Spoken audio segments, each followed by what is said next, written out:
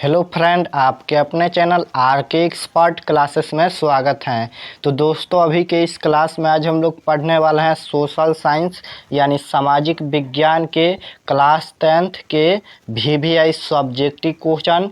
और ये subjective question Bihar board matric exam 2023 में आने वाला प्रश्न है। तो अगर आप भी बिहार बोर्ड से हैं और क्लास 10th का स्टूडेंट है और देने वाला है मैट्रिक एग्ज़ाम 2023 में, तो आपके लिए क्लास काफ़ी महत्वपूर्ण है, क्योंकि इसमें सोशल साइंस यानी सामाजिक विज्ञान के मोस्ट VVI सब्जेक्टिव क्वेश्चन है जो 2023 में आने वाला प्रश्न है। तो चलिए शुरुआत करते हैं पहले नंबर प्रश्न से। और आप लोग से रिक्वेस्ट है कि हमारे साथ आप लोग अंत तक बने रहिएगा और प्रत्येक यहाँ पर क्वेश्चन समझने का कोशिश कीजिएगा और प्रत्येक प्रश्न आप लोग समझने का कोशिश कीजिएगा। तो पहला नंबर प्रश्न है कि सौर ऊर्जा का उत्पादन कैसे होता है। जियोग्राफी का क्वेश्चन है कि सौर ऊर्जा का उत्पादन कैसे होता है। तो चलिए इसका उत्तर देखते हैं, समझने का कोशिश कीजिएगा। इसका उत्तर है कि सौर ऊर्जा को प्राप्त करने के लिए सोलर प्लेट का निर्माण किया जाता है। सौर ऊर्जा को प्राप्त करने के लिए किसका निर्माण किया जाता है? तो सोलर प्लेट को निर्माण किया जाता है। इस प्लेट में सीजियम धातु के पतले पतले तार लगाए जाते हैं। इस प्लेट में सीजियम धातु के पतले पतले तार लगाए जाते हैं। जब इन तारों पर सूर्य प्रकाश पड़ता है तो फोटोवोल्टाइक प्रौद्योगिकी द्वारा धूप को सीधे विद्युत में परिवर्तित किया जाता है। जब इन तारों पर सूर्य प्रकाश पड़ता है तो फोटोवोल्टिक प्रौद्योगिकी द्वारा धूप को सीधे विद्युत में परिवर्तित कर दिया जाता है। इसे विद्युत सौर प्लेट में लगे तार द्वारा उपयोग की जाने वाली वस्तु से जोड़ दिया जाता है और इस प्रकार बिना अधिक खर्चा किए ऊर्जा की प्राप्ति होती है। बिना मतलब कि बिना रुपया लगाए, बिना ज़्यादा खर्चा किए ऊर्जा की प्राप्ति होती है। यही सौर ऊर्जा है। स्क्रीनशॉट ले लीजिएगा यहाँ पर पूरा का और कॉपी पर लिखकर आप लोग याद कीजिएगा। तो चलिए नेक्स्ट क्वेश्चन देखते हैं। तो नेक्स्ट क्वेश्चन है यहाँ पर बहुत सिंपल क्वेश्चन है।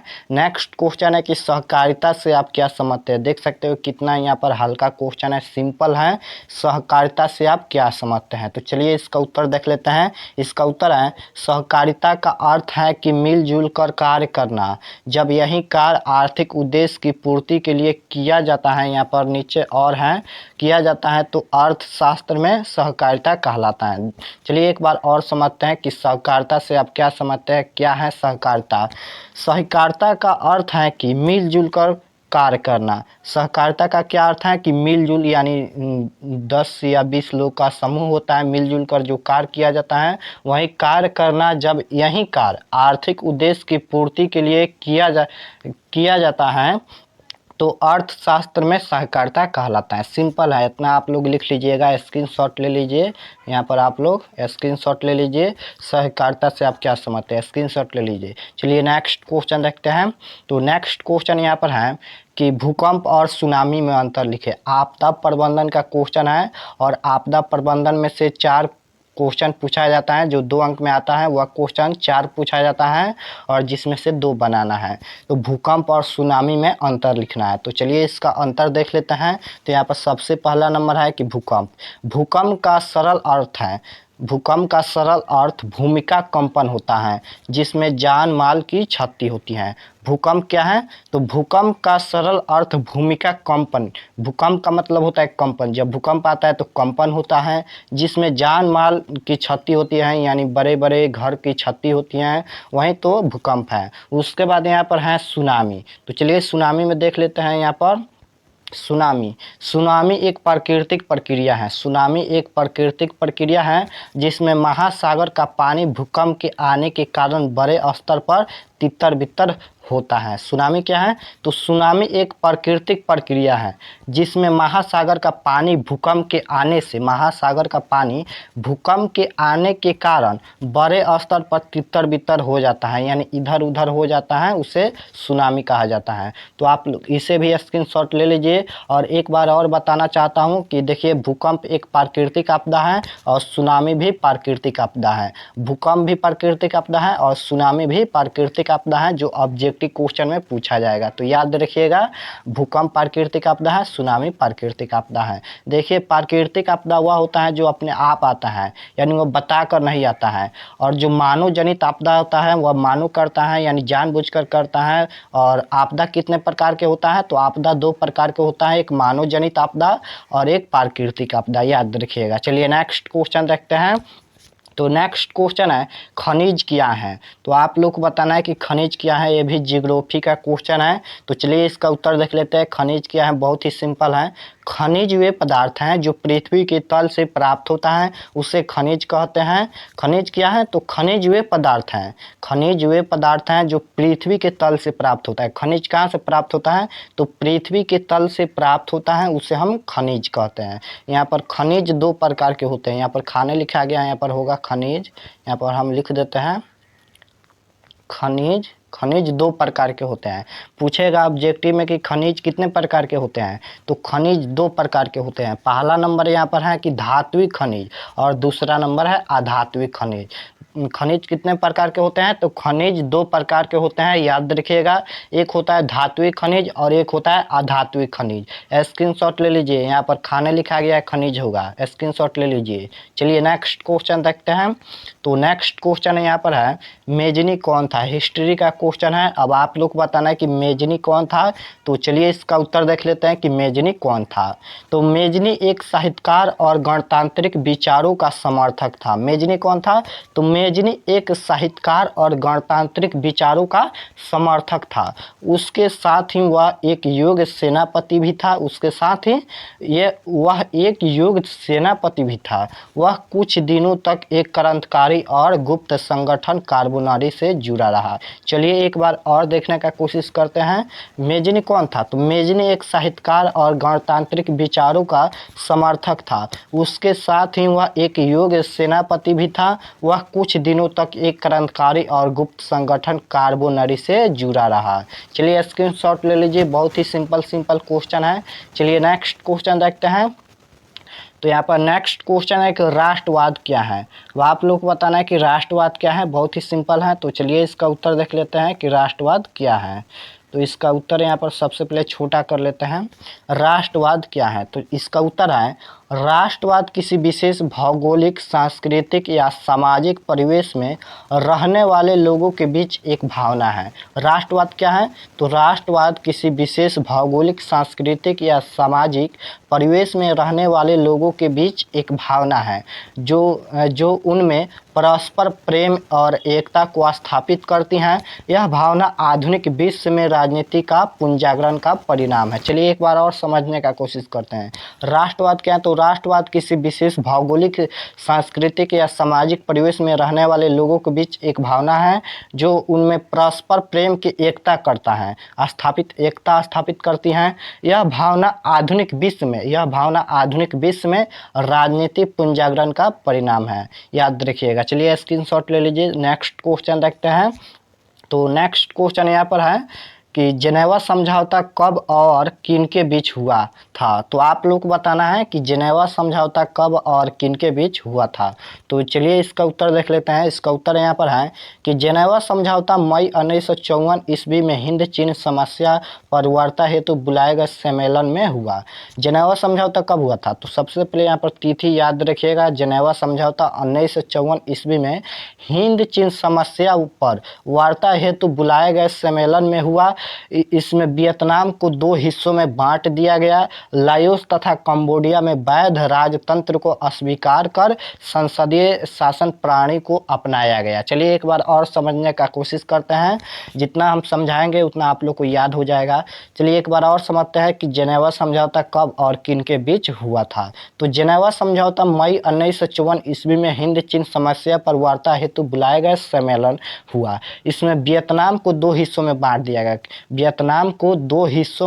दिया गया। लाओस तथा कंबोडिया में वैध राजतंत्र को अस्वीकार कर संसदीय शासन प्रणाली का अपनाया गया। बहुत ही सिंपल है, स्क्रीनशॉट ले लीजिए। चलिए नेक्स्ट क्वेश्चन देखते हैं। तो यहाँ पर नेक्स्ट क्वेश्चन है कि राजनीतिक दल की परिभाषा दे।